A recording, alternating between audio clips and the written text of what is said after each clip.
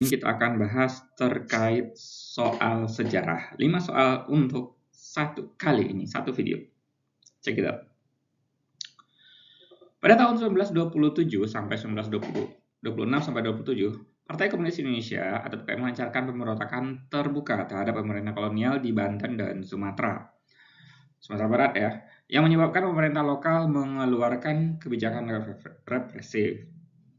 Nah, kebijakan represif itu adalah kebijakan yang keras ya, tindakan yang memaksa gitu. Nah, di sini jawabannya adalah yang A bukan pembekuan, yang jawaban yang B, menangkap, memenjarakan, dan pengasingan aktivis politik radikal. Ini dilakukan dalam upaya untuk menciptakan kondisi kondusif. Jadi aktivis itu dipenjarakan, bahkan juga diasingkan di masa pemerintahan Hindia Belanda. Kenapa?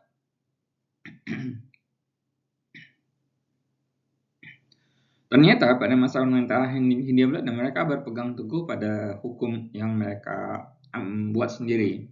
Dan ketika ada pemberontakan yang mereka lakukan memang menyelesaikannya, dan beberapa tokoh yang terlibat atau terbukti terlibat kemudian diasingkan sampai ke Bovendigul itu di Papua.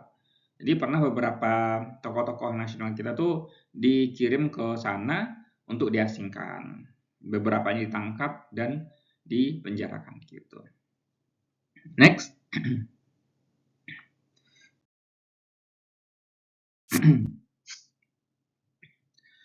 Penyebab utama Sultan Banteng, Sultan Agung ya, menyerang benteng VOC di Batavia sebanyak 2 kali karena VOC. Nah, di sini kita beralih ke Kerajaan Mataram. Di Kerajaan Mataram itu dia 2 kali menyerang VOC ya, yaitu pada pemerintahan Sultan Agung. Karena VOC apa? Kenapa? Ya, jadi di sini Sultan Agung itu berencana untuk menguasai seluruh Pulau Jawa. Jadi Kerajaan Mataram tuh nggak bisa menguasai seluruh Pulau Jawa karena VOC itu sebagai penghalang. Maka jawabannya adalah yang D ya. Mengusik bukan, yang A itu bukan mengusik ya. Berusaha menurun enggak juga, menghasut kerabat enggak ada. Jadi jaraknya jauh ya. Kalau Mataram ini kan di Jawa Tengah ya. Kalau VOC ini waktu masih kecil, dia di Jawa Barat ya. Jawa Tengah atau Banten lah sekitar sana. Atau di DKI ya sekarang kalau pusatnya itu. Oke, membakar lumbung. Nah, ini bukan nih, justru setelah terjadi perperangan ya. Maka ada upaya-upaya dari VOC untuk mencegah kedatangan Sultan Agung di Banten. Oke, next.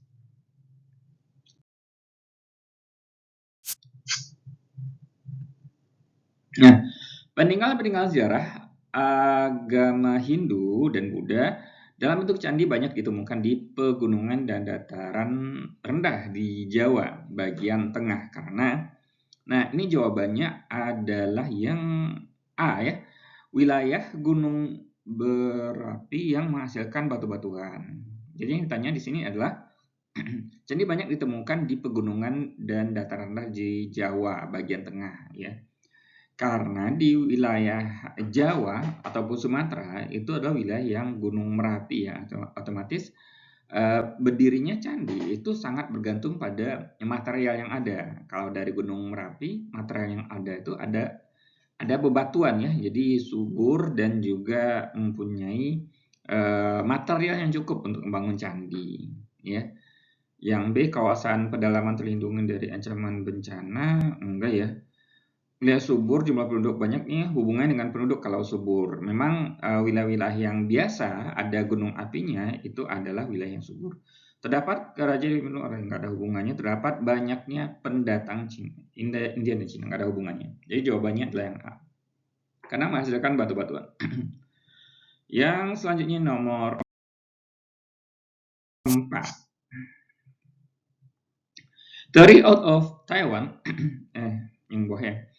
Teori out of Taiwan menjelaskan bahwa nenek moyang bangsa Indonesia berasal dari Taiwan yang didasarkan pada aspek Jadi teori out of Taiwan ini berdasarkan keilmuan modern ya, salah satu yang menjadi aspeknya itu adalah genetika. Jadi jawabannya yang B ya. Jadi ini dilihat dari DNA ya masyarakat Indonesia yang mempunyai kemiripan dengan orang daerah Taiwan gitu kalau dilihat dari DNA-nya dan juga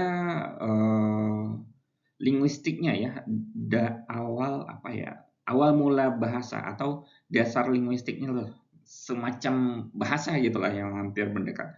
Cuma lebih terkenal masalah genetika sih.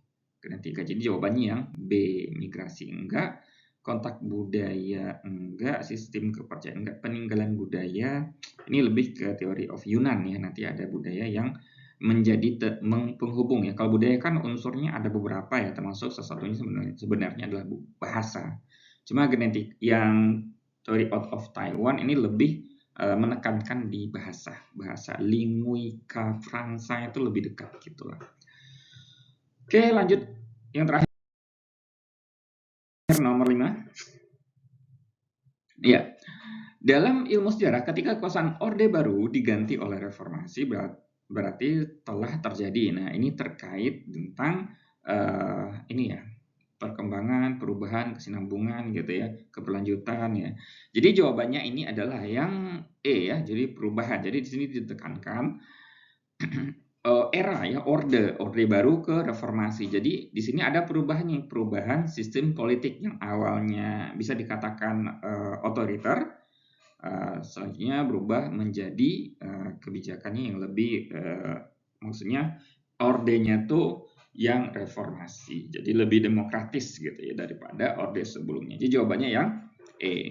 Oke, teman-teman, thank you for watching. Terima kasih sudah belajar bersama saya. Semoga video ini bermanfaat. Thank you and we see for the next video forward. Bye bye.